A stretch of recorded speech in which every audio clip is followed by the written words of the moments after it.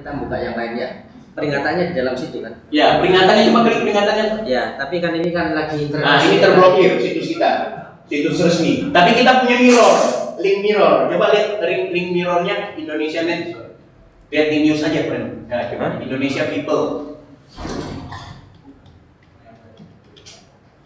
Terus?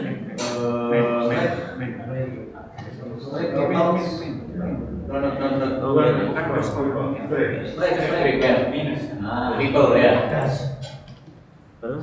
.com ya? .net.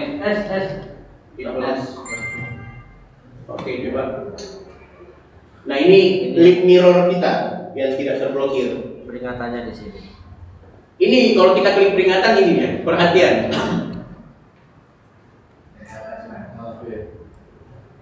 Jadi ini situs kita yang terblokir.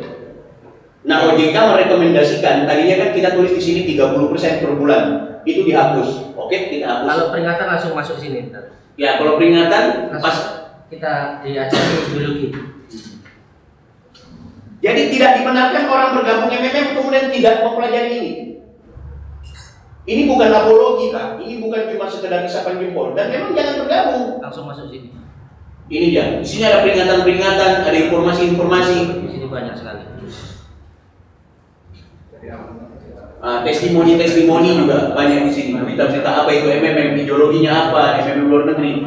Kemudian MMM Indonesia hanya MMM Indonesia. Perputaran uang rupiahnya hanya di Indonesia. Tidak ada sesen pun yang pergi ke Rusia. India hanya di India. Hong Kong hanya di Hong Kong. Rusia hanya di Rusia. Tapi tadi sistemnya dari Rusia. Oh, sistem ya, ini sistem ini dalam artian web link ini ya Pak. Dalam artian yang mmoffice.com itu. Tak ubahnya seperti Facebook, Pak. Seperti Facebook kan begitu. Tidak ada transaksi uang. Ya, artinya begini. Kalau ada GH yang sifatnya kemudian bisa dilakukan oleh Rusia, berarti dari rupiah mentransfer ke Rusia itu kan tidak ada. Jadi semua punya kotaknya masing-masing, punya rumahnya masing-masing. Tidak ada campuran. Hong Kong Ada admin di Indonesia kan? Oh, di Indonesia ada admin juga, tapi bukan admin yang berkaitan dengan sistem mengatur PHGA itu nggak ada. Artinya kalau misalnya teman-teman kepingin mencari lebih dalam, ya silahkan ditelusuri kalau apakah ada seperti itu, dan itu jaminan. Ya, memang kita sudah sadari, makanya tidak ada jaminan. Sergei Mafrodi, kami Mafrodian menyadari sesadar-sadarnya, memahami sepaham-pahamnya bahwa kami tidak merasa dibodohi, tidak merasa ditipu, tidak merasa dicurangi, dan juga tidak merasa didolimi oleh tim IT ataupun Sergei Mafrodi sebagai pencipta. Sebab 21 tahun Pak ini bergerak, bukan cuma isapan jempol kemarin. Kalau memang teruji bahwa Sergei Mafrodi ini sesuatu yang disebut seorang yang dianggap penjahat, saya kira tidak perlu lama-lama hidupnya. Kami juga mau klarifikasi. Media pernah menyatakan bahwa Sergei Mafrodi saat ini tengah dipenjara. MMM di Rusia dilarang. Siapa bilang?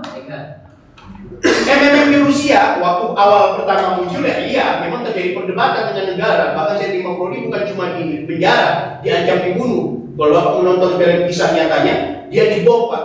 Tapi bersyukurnya dia nggak ada di situ di mobil sama pihak musuhnya, baik negara maupun elemen-elemen tertentu. Sergei Mafrodi di penjara itu tahun 94 ya. Di penjara dengan sampai sekarang tidak jelas kesalahannya apa. Makanya ketika dia keluar dia tanya, saya heran dengan Rusia ini, negara yang memenjarakan orang yang tidak salah.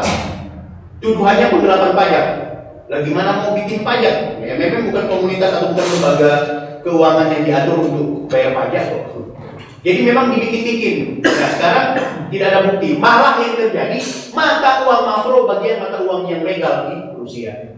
Ada ATM makro di Rusia. Bahkan pemerintah lewat Duma DPR-nya Rusia sudah memberikan apresiasi terhadap eksistensi sistem keuangan MMM di Rusia.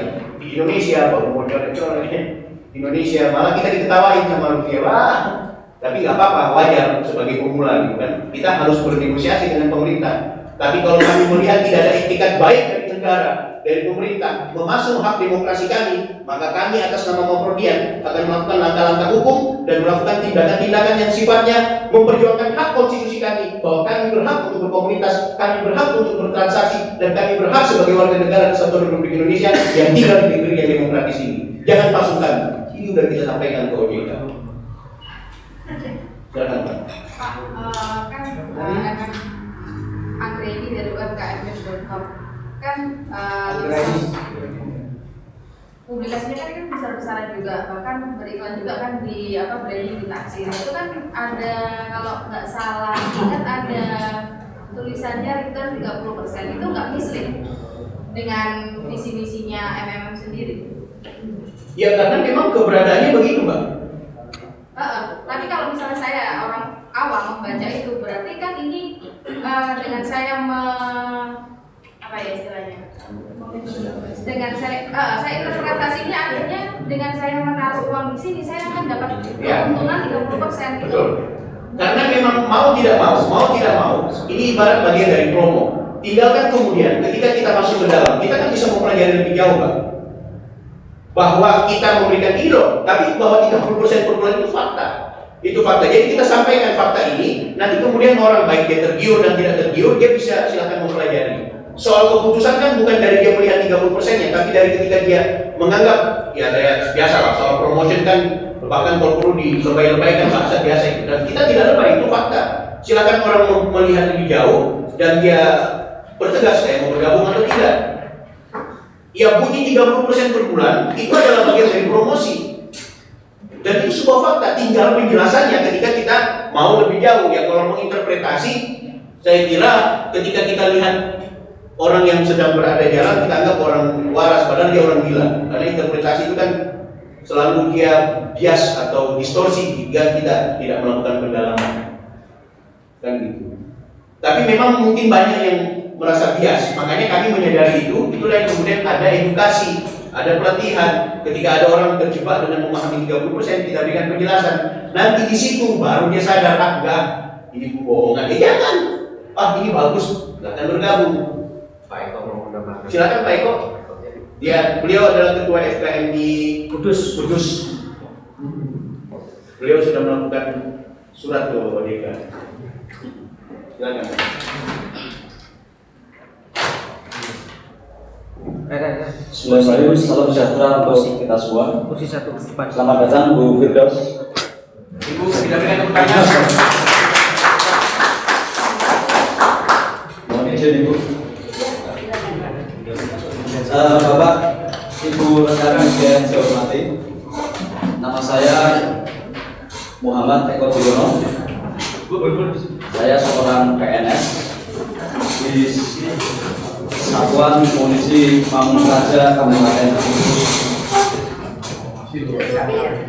Sebelum saya seorang PNS, saya adalah mantan jurnalis, kameramen televisi Pendidikan Indonesia tahun 2002-2004.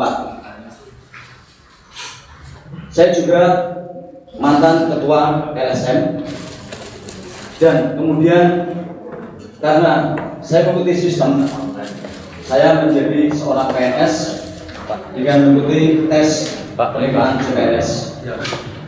Kemudian saya bergabung di MMM 20 April 2014. Perjalanan MMM saya memahami betul. Sebelum saya bergabung di MMM, saya bergabung juga dengan multi level marketing. Saya seorang trading saham, dan saya juga seorang penjual proposal. Saya harus ngomong jujur, saat saya bergabung dengan MMM, pemahaman awal saya itu sebuah multi level. Setelah saya memahami sistem, saya baca akunnya. Jadi Bapak Ibu sekalian, kita menjelaskan MMM bukan sekedar retorika. Kita mengatakan kepada partisipan harus jujur. Saya seorang PNS abdi negara. Saya berangkat ke sini juga sudah izin membuat surat resmi kepada pimpinan saya. Saya memperjuangkan MMM bukan semata-mata karena rupiah. Saya memperjuangkan MMM itu karena memahami bahwa inilah komunitas untuk mempersatukan masyarakat. Kenapa saya katakan memersatukan masyarakat? Karena saya bersama tim di daerah saya di Kudus, Jawa Tengah itu membentuk yang namanya FKMI, dan kami pun bernotaris. Ini notaris kami dan sah, dan kami pun membayar pajak. Kami memiliki NPWP. Ini NPWP kami. NPWP ini kaitannya dengan apa? Dengan yang namanya Forum Komunikasi Mahfuddian Indonesia. Kalau kami bergabung dengan pusat Forum Komunitas Mahfuddian Indonesia, kami, mohon maaf lagi disebut, karena saya juga pernah jadi wartawan. Nah, kami memahami FKMI pusat dan FKMI daerah. Anda tahu sejarah Indonesia. Indonesia punya kerajaan yang namanya Yogyakarta. Saat diserang oleh Belanda, Sultan Hamengkubuwono menyatakan silakan berkedudukan di Yogyakarta. Kami saat Indonesia merdeka, Jogja bergabung dengan NKRI. Kami setelah FKMI pusat memiliki legalitas formal, kami menyatakan dengan kepala tegak, tunduk dan berkoordinasi dengan FKMI pusat sesuai dengan Undang-Undang nomor 17 tahun 2013. Undang-undang itu terkait dengan keormasan. Kembali ke masalah sistem MMM. Saya menyampaikan ke partisipan saya sama seperti halnya yang Pak Safik katakan.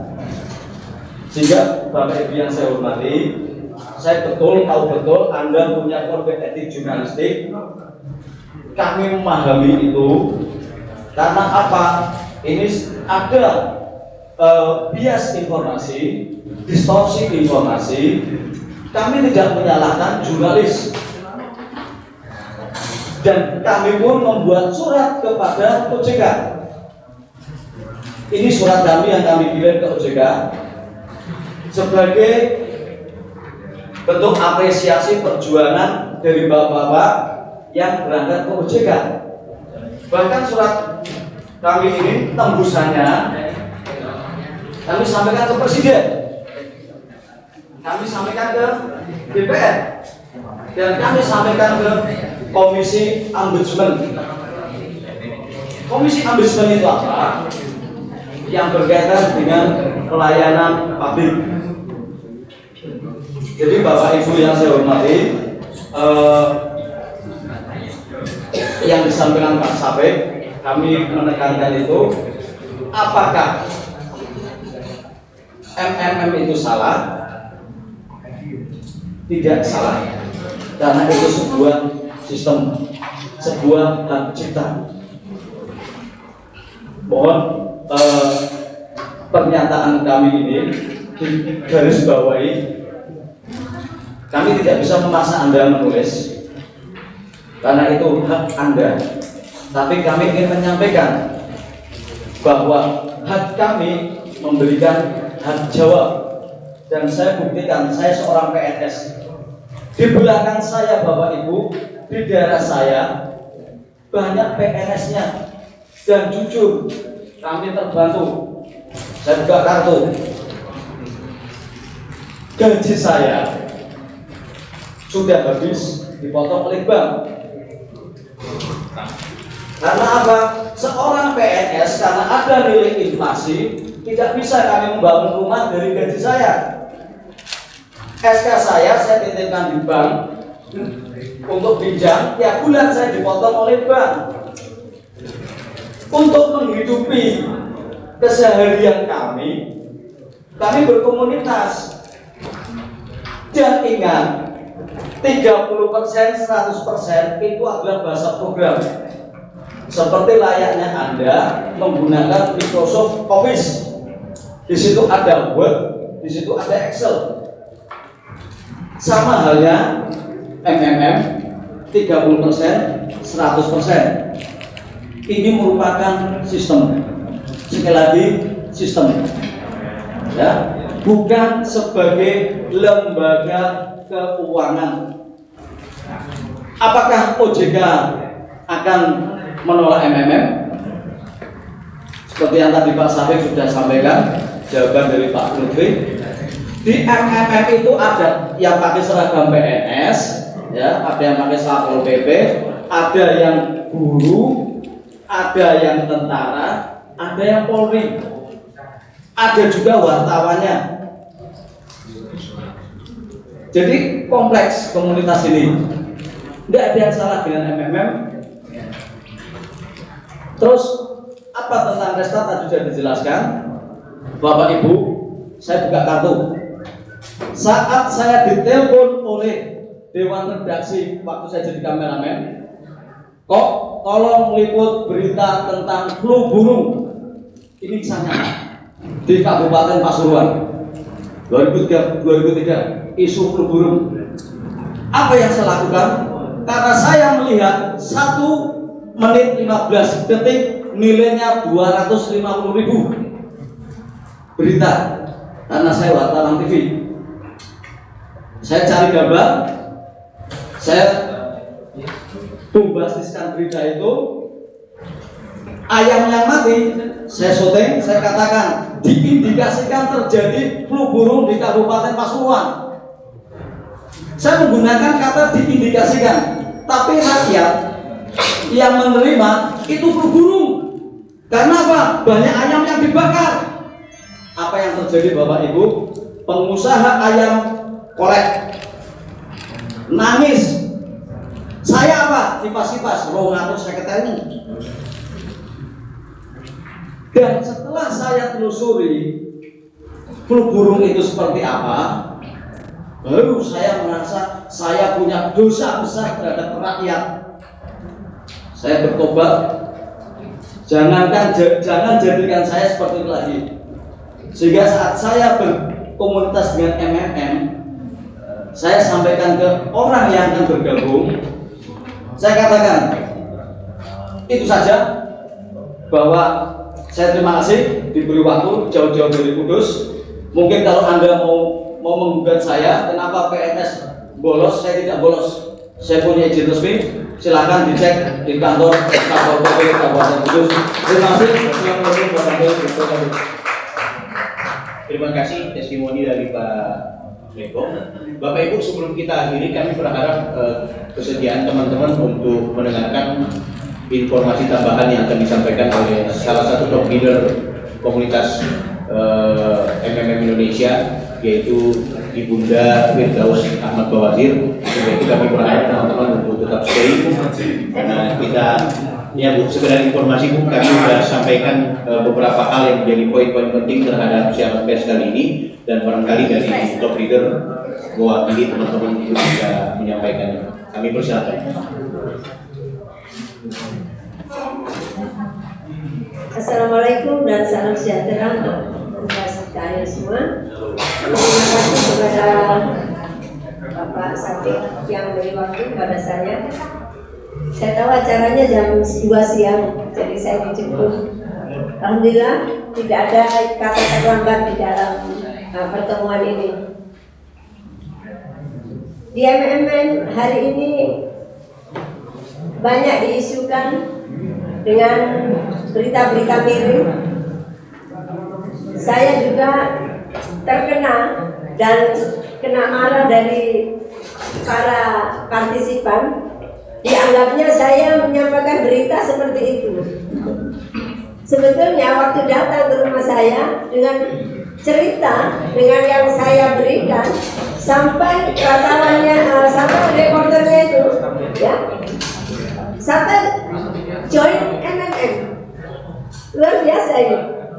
Karena tertarik dengan yang saya ceritakan, bahwa ideologi MMM itu akan memberikan manfaat kepada seluruh bangsa Indonesia atau masyarakat dunia pada umumnya yang mengikuti atau menjalankan konsep dari MMM ini.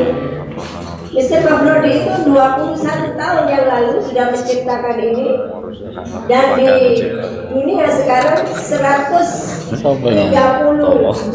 juta peserta MMM, 173 negara. MMM ada di Indonesia adalah negara ke-65. Jadi kalau di negara lain bisa berjalan, di Indonesia seharusnya bisa berjalan. Tapi di sini ada kesalahpahaman.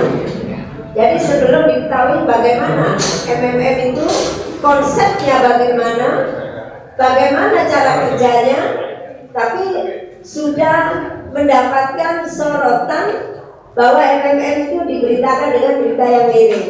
Sebetulnya ini menghambat perjalanan MMM di Indonesia. Kami sangat menyayangkan kepada pemerintah, kepada media yang dengan memberikan berita tidak sesuai dengan apa yang saya beritakan, memaksakan apa yang dikehendaki. Jadi yang saya ceritakan MMM itu adalah komunitas, langsung di sana digantinya dengan MMM adalah arisan berantai, investasi bodong. Padahal saya tidak mengungkapkan begitu. Saya seorang leader yang sudah memahami ideologi MMM. Tentunya saya akan menceritakan apa yang sudah saya alami, karena saya di MMM ini bukan di akhir-akhir ini. Di kala awal sebelum MMM diterima oleh masyarakat Indonesia, kami sudah merintisnya. Jadi kami merintis, termasuk saya, ada 7 orang pertama, di antaranya adalah saya. 7 orang pertama itu sampai sekarang sudah 6 juta insya Allah yang ada di Indonesia ini bisa diterima. Dan di tahun 2014 OJK juga sudah menerima keadaan MMM ini, sudah pernah dijelaskan, tetapi sekarang diungkit kembali dengan adanya laporan. Tapi laporan itu tidak resmi, tidak ada laporan yang resmi, hanya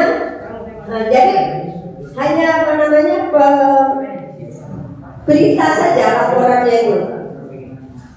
Jadi saya tidak bisa menyalahkan pemerintah sebetulnya, karena pemerintah terpaksa. Kalau pemerintah tidak menanggapi, artinya pemerintah dianggap tidak merespon, ya. OJK juga begitu, karena ada badan-badan BO lain yang harusnya menjadi sorotan dari OJK. Ternyata kenapa MMM dibiarkan sedang yang lain disoroti? Nah, berita-berita yang itu yang membuat akhirnya harus memanggil MMM untuk, kebetulan yang dipanggil saat itu adalah orang-orang lama yang sudah nggak ada.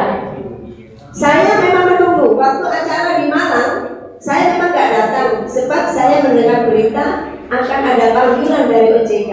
Karena itu saya standby di Jakarta agar kalau ada panggilan suatu waktu saya bisa hadir. Tapi saya tunggu tidak ada, malah dari wartawan atau dari koran, dari majalah, dari TV yang menghubungi saya. Setelah 2-3 kali pembahasan saya atau penjelasan saya tetap dipelintir, tidak sesuai diuraikan, saya menolak kalau didatangi. Saya tidak mau, karena partisipan saya, artinya orang-orang di dalam 6 juta ini menuntut saya. Kenapa Bunda Firdaus menjelaskan MMM seperti itu? Tapi bagi orang yang mengerti, pasti akan memberitahu bahwa bukan begitu yang dimaksudkan. Yang terakhir adalah waktu saya di airport akan berangkat ke Bali, ada reporter dari Tempo, dari majalah Tempo, namanya Ali Hidayat, dan saya bilang saya akan memberikan keterangan asal Anda janji tidak melintir. Oke. Ini yang menarik. Begitu saya jelaskan, ini menarik ini. Karena selama ini media mengatakan sebaliknya. Dan sekarang begini. Nah, jadi lebih lebih ada rimbang ya gitu ya begitu. Ya begitu saja yang akan saya sampaikan. MNM sebetulnya sudah ada dari 1994. Jadi ideologinya sudah dibaca oleh 173 negara. Indonesia di negara ke-65. Karena itu insya Allah kami siap menghadapi panggilan atau panel atau minta kejelasan. Kami siap untuk berhadapan dan hadir di dalam menghadapi pertanyaan-pertanyaan. Saya kira begitu saja uraian dari saya sekedar untuk mengisi waktu ini. Saya ucapkan banyak terima kasih atas kehadirannya. Saya ucapkan selamat siang dan sejahtera selalu. Terima kasih. Terima kasih Bunda Firdaus. Baik Bapak Ibu semuanya, ini hasil press conference hari ini sesuai dengan undangan. Kami mewakili pengurus pusat FKMI mengucapkan terima kasih atas kehadiran rekan-rekan media semuanya. Nanti kita lanjut di bawah, ada beberapa wawancara di bawah. Untuk acara yang di lantai 2 dianggap memang sudah cukup. Jadi kesimpulannya adalah MMM adalah sebuah komunitas, tidak dan bukan investasi dan bukan adalah arisan berantai dan lain-lain. Kami di sini hanya tugasnya adalah meluruskan terhadap rekan-rekan media bahwa kami adalah benar-benar komunitas MMM yang saling membantu.